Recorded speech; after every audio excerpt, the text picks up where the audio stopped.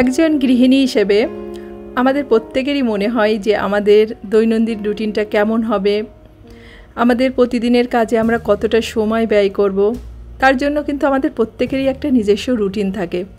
আর আজকের ভিডিওতে ভাবলাম আমি আমার রুটিনটা আপনাদের সাথে শেয়ার করি। নমস্কার, আমি লিপি সাহা। হ্যালো এভরিওয়ান, কী অবস্থা, কেমন আছেন সবাই? আশা করছি খুব ভালো আছেন সবাই। আমরাও ভালো আছি আপনাদের আশীর্বাদে, ঈশ্বরের কৃপায়।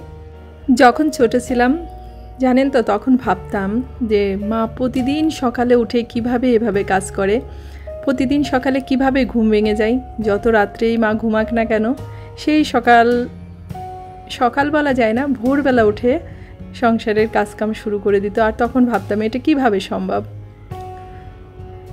আমি ভাবতাম মানুষ এত কঠোরভাবে রুটিন কিভাবে পালন করতে পারে, তারা কিভাবে এত সময় মতো সব কিছু করতে পারে। এর মানে হলো তাড়াতাড়ি ঘুম থেকে ওঠা। আমাদের সংসারে অনেক কাজ ছিল, যেহেতু আমাদের চাষেরও কাজ আছে, মানে বাড়িতে চাষবাসও করা হয়।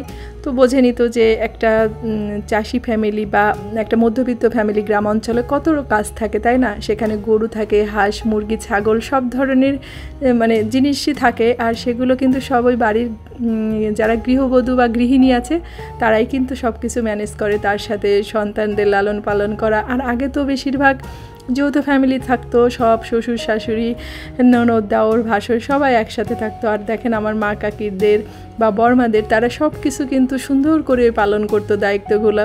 আর আমার মনে হয় যে সে তুলনায় আমরা অনেক কম কাজ করি এবং অল্পতেই আমরা অনেক বেশি ক্লান্ত হয়ে যাই। তো এই সব কিছুর জন্য আসলে আমরা যদি সব কিছু মেনটেন করতে চাই, তাহলে ওই যে মাদের দেখেছি যখন ভোরবেলা ঘুম থেকে উঠতো, তাই আমি ভাবি যে আমাদের সংসারের রুটিনটাও কিন্তু আলাদা না।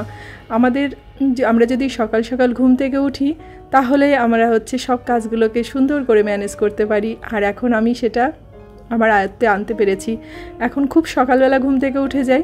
আর যেহেতু একটা বাচ্চা আছে, স্কুল আছে, তো ওদের স্কুলটাও আর্লি মর্নিং, তাই আমাকে ঘুম থেকে সকাল সকাল উঠতেই হয়। আর এখন জানেন তো, আস্তে আস্তে একটা অভ্যাসে পরিণত হয়ে গেছে। আর এটা মনে হয় বয়সের সাথে সাথে সবারই এই ধরনের সেন্সগুলো আসে, কারণ দায়িত্বটাও অনেক কাঁধে চলে আসে আমাদের।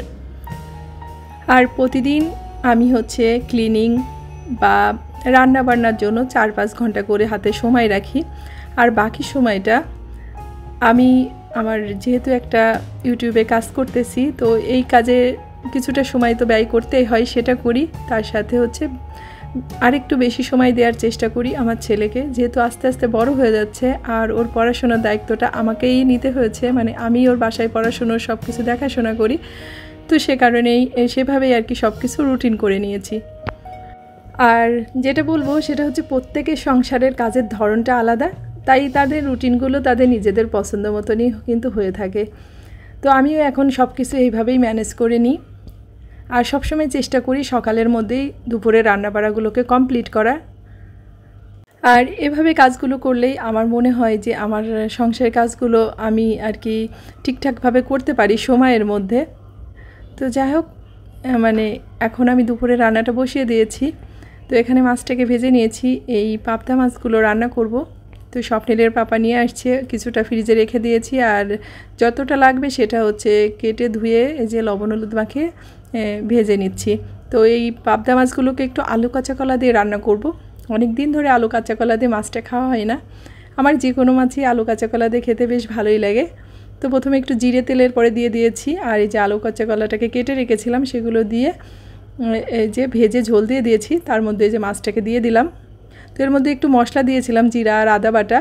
আর নামানোর আগে একটু ভাজা জিরার গুঁড়া দিয়েই নামিয়ে নেব, তাহলে ঝোলটা খেতে কিন্তু অনেক বেশি টেস্টি হবে। তো এদিকে মাছটা হয়ে গেছে প্রায়। আর ওদিকে ডাল রান্না করেছি। তো চলুন আপনাদের সাথে শেয়ার করে দিই কী কী রান্না করেছিলাম। এই যে কচুরলতি পেঁয়াজ দিয়ে ভাজি করেছি। এই কচুরলতিগুলো অনেক দিন আগে এনেছিল।